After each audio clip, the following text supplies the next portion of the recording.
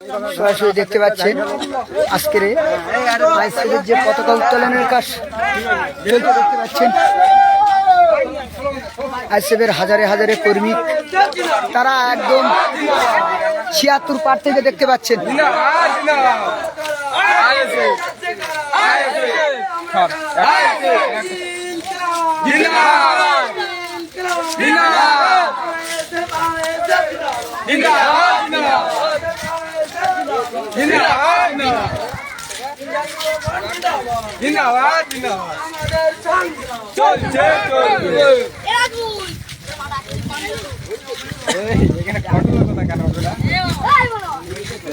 আইএসএফের দেখতে পাচ্ছেন সরাসরি আজকের পতাকা উত্তোলনের যে ২৬ তারিখে আইএসএফের ডাকে জীবনতলায় বিশাল একটা প্রতিবাদ সভা, জীবনতলা আইএসএফের বিশাল একটি প্রতিবাদ সভা আছে।